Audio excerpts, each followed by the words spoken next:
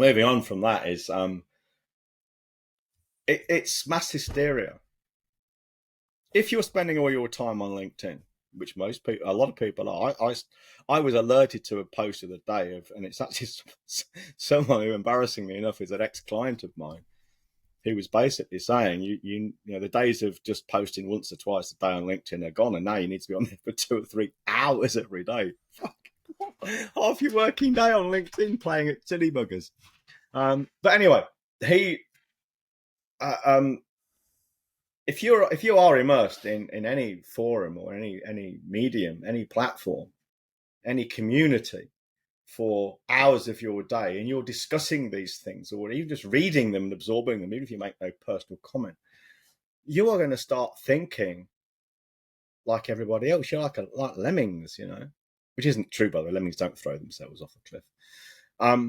You are going to start thinking. It's like, you know, we know that if you surround yourself with a group of people, you start to take on their traits and attributes. You start to act like they do. Well, this is also true with remote connections. So if you're thinking, speaking, writing, reading, listening to the same message over and over again, you're going to take it on. Have you seen the film with Al Pacino called Cruising? No, Where it's quite an old film. But he's an undercover policeman in the gay community in somewhere in California. I think it was San Francisco, and he's basically they're looking for a guy who's murdering, serial killer of homosexuals. So he goes undercover in the gay community, and it starts to affect him. He's not gay, but he starts to thinking like he's gay and starts to act in it. It's really fucking powerful film. But that's true. This is what, you know, it's like male hairdressers who work with women. They become quite, not saying they become gay or anything, but they become quite effeminate in their mannerisms and their speech and their body language. They just do, because that's whom they work with. Well, if you're thinking, if you're doing this on LinkedIn and everyone's going on about how dangerous AI is and how bad it is, you're going to start to believe that and act like it yourself. It's groupthink. It's fucking dangerous. Yeah, it's really, really silly, especially because it's so early in its infancy. No one can predict where this is really going to go. In fact, a lot of the AI tools that I've seen that are apparently coming for people's jobs, they're just being used to help those people whose jobs they're apparently coming after. So, for example, in Photoshop, Adobe Photoshop, they recently released AI generative fill. So, for example, say you had a aspect ratio, just 10 by 10 standard square photo, and you wanted it on a 16 by 9 aspect ratio, which is, say, the size of a YouTube thumbnail. You could go into Adobe, put the reference photo in, click their little AI tool, and click generative fill. Now, the only people that are bloody doing that are the fucking photo editors in the first place. No one who was previously engaging photo editors to do this for them is now downloading Adobe and trying to do it themselves. Because guess what? The finished product after that is pretty good, but it's not fantastic. You know, it's pretty good. People have opinions, and people will always have opinions, and they'll want things custom to them. As long as people want things custom to them, you're going to be just bloody fine. There's also a little tool for podcasts called Autopod. For anyone who runs a podcast, it can be quite time intensive, cutting the cameras, syncing up the microphones, muting a microphone when the other person's talking. It can be quite time intensive. There's now this apparently AI plugin that does all of that for you.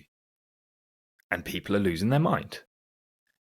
But I'm pretty sure that isn't AI, because way before this thing called Autopod released, we've been using tools to do just that. And it's just based on the waveform, who's speaking at what point, and then it just syncs it up with the cameras. Like, really simple stuff. So there's a lot of stuff out there that is apparently AI. It absolutely isn't.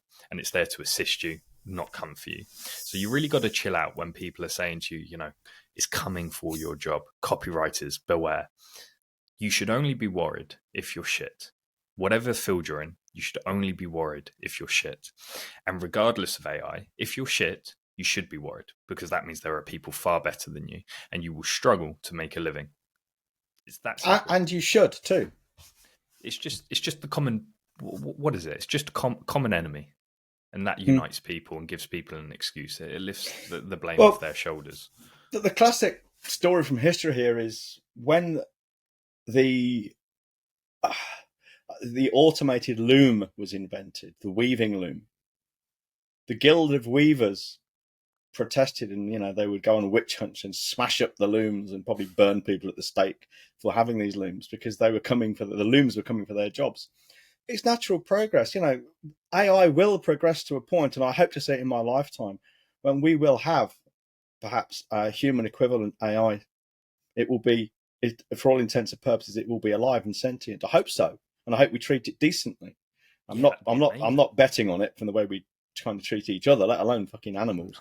But I hope to see that in my lifetime. And maybe there will become a time when most intellectual jobs will be taken over, but there will still be, because there will always be people who are willing to pay for the human element. That's never going to change.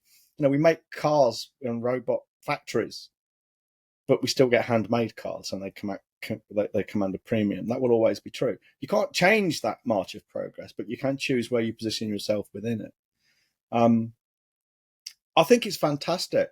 I think it's brilliant. Exciting. And it is exciting. It's truly an opportunity for those that are currently lackeys. They're just an extra pair of hands to do a job for someone that doesn't want to do the job themselves. You should see this as an opportunity, because you'll be able to take advantage of these tools that the layman isn't aware about. You'll be able to automate a lot of your workflow, make it a lot quicker. And with that time you're saving, you can fucking study and become a top 1% person in your field.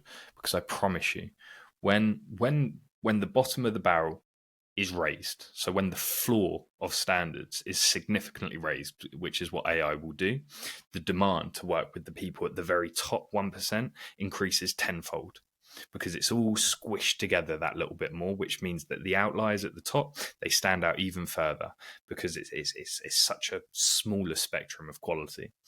I found a little graph that explains it far better than I do there.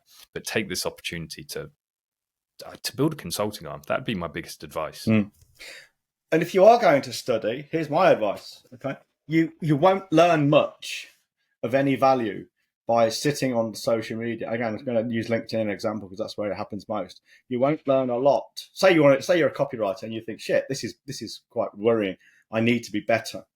I need to be an A-lister. You won't become an A-lister by being on LinkedIn talking about copywriting with other copywriters and reading their 5 tips to write a better paragraph or a headline. Okay, because most of the copywriters talking about that kind of stuff on LinkedIn aren't very good. Okay, the top copywriters, they do post on LinkedIn, but they post sparingly, and they post to generate leads. They don't talk much about copywriting to teach each other. And the reason is they're too fucking busy serving clients. Mm-hmm. They're too busy to waste their time talking about the trivia, the ephemeral shit that's irrelevant to most copywriters. All right, they're just not doing it. So use that time to study. 10,000 hours, 800 hours to become conversant in a topic or so, and about 10,000 hours to become a real expert. However, I would hazard a guess that the standards for that have dropped way lower. I'm pretty sure I said to you at the moment, I feel like if you read 2 books on a topic, you can go on the news, and you'll be seen to be an expert. And the quality of questioning, critical thinking, you'll be able to fly by as an expert. I saw, and I swear I'm not making this up, I saw a woman on LinkedIn the other day claiming, and this was a post on how to do it as well. This was a how-to post on how to master direct response copywriting. She was very specific, how to master direct response copywriting in 3 months. I know. 3 months. I know. It was fucking laughable. Well, if that's the quality of thinking on LinkedIn about expertise and expert status, I fucking worry for humanity, man. To become a master at something... I don't think I'm a master copywriter. I've been doing it for 20 years. I don't think you can be, but also to even become close to that title, to be a true master in something, I feel like you have to be an expert in several other fields as well. Pretty much a Then you can polymath. draw from disparate sources, and you can come up with your own ideas, your own conclusions. Like if you just study very narrowly one field, you'll become really fucking good. But you'll also have the blinkers on. You become a bit of an idiot, to be perfectly honest. You become a really smart idiot who knows just one thing. It reminds me of when I was younger, actually, in your elite group.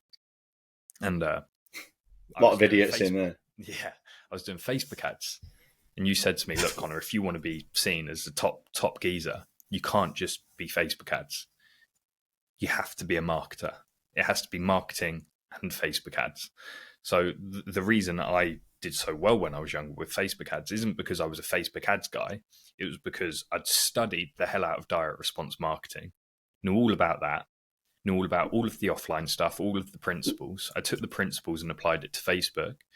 And the reason clients loved me is because I was able to then weave the online with the offline. It wasn't just I'm a little monkey who can get you clicks to your website. It was, no, I can sit there and I can consult about the whole thing and weave direct response marketing through it. It's like you and your copywriting. You've got such a diverse range of writing, everything from sci-fi to smut to direct response to hardcore sales. And that's what makes you such a good copywriter, because you've done it in a range of fields. Then you've got the sales skills. Then you've got the marketing skills, and it's all of these different things that you've studied that allows you to become a true master in that one place. So again, if you are going to follow our advice and knuckle down on that consulting idea, don't just study the thing. You need to have a multiple areas that you can draw from and come your own conclusions. Become well read. Yeah, what you've just described there is a thing called synthesis, where you take diverse skills or information and you bring them together to form something new. Right? Now, I would be very clear about this. I have an advantage over probably more than 99% of humanity here because I have an Asperger's brain. Our brains are very much more highly connected inside between neurons. The upside of that is we are great synthesists. We see patterns where you won't. And that's another thing that AI is not particularly good at necessarily, though it is in some esoteric cases. We see patterns where others won't. Hey? Very good at establishing patterns in the medical world. Yes, exactly. That's one of the things I mean. But we can draw from many disparate sources, and we put together a synthesized conclusion, if you like. Conclusion is too small a word, but I can't think of a better one at the moment. Whereas most neurotypicals can't do that. The downside of it is it also means we're very susceptible to sensory overload because of those interconnections. So loud sounds are even louder, bright lights are even brighter, busyness is even busier. But anyway, that's by the by. For those, you need to learn to synthesize. And the way you do that is by everything you read, establish the principles. The principles, the strategy. If you live life on a principles first basis, life becomes a lot easier. Definitely. Principles are also things like your values, your rules, your boundaries. If everything you study, you try constraints. And find the constraints, you find the pillars that are supporting that industry up. You know, what are the things that are fundamental truths? If you find those pillars, it makes synthesizing a hell of a lot easier because you know the rules and the constraints to play within. Yeah, without question.